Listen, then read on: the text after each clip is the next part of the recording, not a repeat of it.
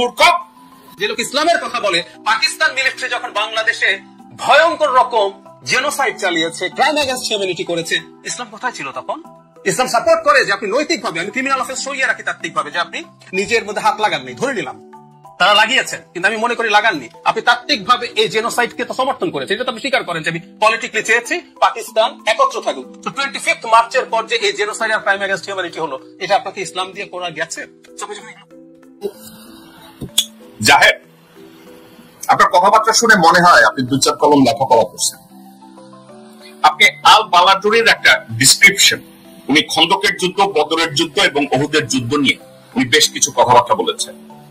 প্রথম কথা আমি আপনাকে সাজেস্ট করবো আপনি ওগুলো একটু ভালো করে পড়েন, এবং পড়ার সময় keep your mind open. Zahed, হারামজাদা মূর্খ, মিসইন্টারপ্রেট করিস কেন? হারামজাদা, তুই কি লম্বা চুল রেখে নির্মলেন্দ্র গুণ বলিস? হারামজাদা গান্ডু। 71-এ আমি একটু পিছনে যাই। পাকিস্তানের মিলিটারিলি যে কিছু সমস্যা আছে, পাকিস্তানের মিলিটারিরা জন্ম লগ্ন থেকে রাজনৈতিক দল এবং নেতাদেরকে যে ইগনোর করে, তাদের ভিতরে একটা সুপিরিয়রিটি তৈরি করে রেখেছে, আমেরিকা তৈরি করে রেখেছে অথবা ইউরোপিয়ানরা তৈরি করে রেখেছে। এটা কে না জানে? ডাক্তার জাহেদ, তুমি জানো না? নাকি তুমি নতুন লেখাপড়া করছো? নাকি তুমি একটা পিএইচডি করছো? ডক্টরেট একটা লাগাইয়া ভারত একটা বেহালা লইয়া টেলিভিশনে বসো? বেটা হারামজাদা। পাকিস্তানের সেনাবাহিনী, আজকের না, পাকিস্তানের সেনাবাহিনী তাদের পলিটিক্যাল ইনস্টিটিউশনকে সবসময় ডিসরেসপেক্ট করেছে। তারা রাজনীতিবিদদের কথা শুনে নাই।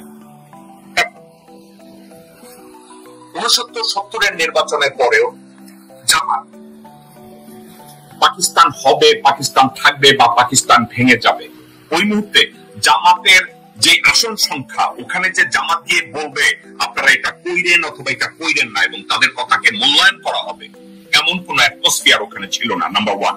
নাম্বার 2, যুদ্ধ চলাকালীন সময় ভারত যেখানে ইনস্টিগেট করেছে ভেরি সাকসেসফুলি, যখন একটা ওয়ার হবে এবং এই ওয়ারের টার্গেট হবে পাকিস্তানকে ভেঙে ফেলে। জুলফিকার আলী ভুট্টো সিআইএ ডিক্লাসিফাইড ডকুমেন্টে সরাসরি বলা আছে ইন্দিরা গান্ধী সাকসেসফুলি জুলফিকার আলী ভুট্টোকে কিনে ফেলেছিল। মুজিবকে কিনতে পারে না, কিন্তু ভুট্টোকে কিনে ফেলেছিল। ভুট্টোকে ইন্দিরা গান্ধী বলেছিল তুমি মুজিবের সাথে যত মিটিং এ বসো কোনো অসুবিধা নাই, কিন্তু মুজিবের কোন শর্তে তুমি রাজি হবে না। জাহেদ, তুমি কি এটা পড়ছো নাকি তুমি পড়ো না? আজকে জামাত ইসলামের কথা তোমার বললে তুমি কি আধুনিক হয়ে যাবা? তুমি কি দেখাবা যে তুমি এই যুগের মাসিয়া?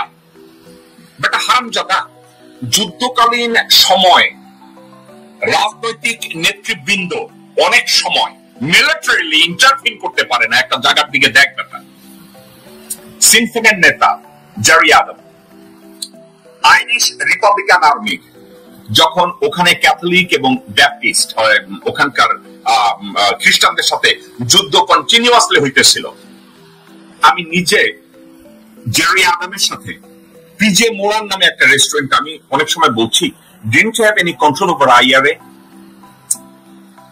জেরি আদম আমাকে সরাসরি বলছিল জেকব, একটা যুদ্ধকালীন সময় ফিল্ড কমান্ডাররা ইউজুয়ালি রাজনীতিবিদদের প্রেসক্রিপশন শুনলেও অনেক ক্ষেত্রে আমাদের কোনো কন্ট্রোল থাকে না। এটা বাস্তবতা। আমাদের মহানবী ছিলেন সর্বকালের সর্বশ্রেষ্ঠ কমান্ডার।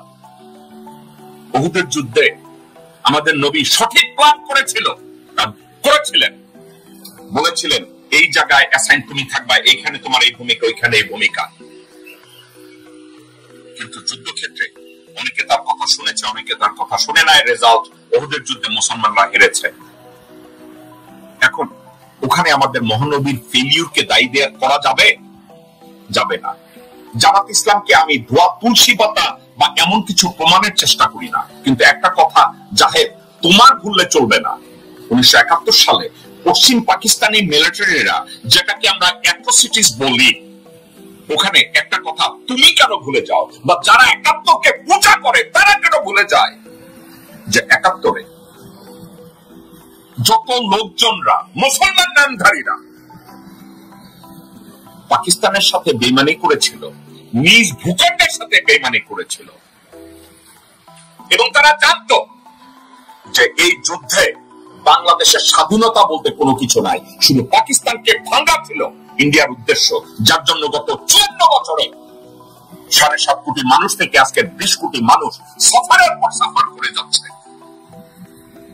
শুধু ভারতীয় ষড়যন্ত্রে মুসলমানরা নিজেদেরকে এমন ভাবে ভারতের পেটে ঢুকে বেইমানি করেছে, ঠিক ওই মুহূর্তে যে অ্যাট্রোসিটির কথা বলছো তার 4 ভাগের 3 ভাগ অ্যাট্রোসিটি ইন্ডিয়ান ফোর্সরা করেছে। আমি বলি না পাকিস্তানিরা আক্রমণ করে নাই, আমি বলি না পাকিস্তানিরা মারে নাই। আপনারা দেখেন নাই দর্শকবৃন্দ, ইমরান খানের উপরে কতটা অত্যাচার পাকিস্তানি মিলিটারি করছে? আপনারা কি দেখেন নাই ইমরান খানকে এখনো হাজতে ঢুকাইয়া রাখছে? এখন এজন্য কি আমরা বলবো জামাত ইসলামী দায়ী?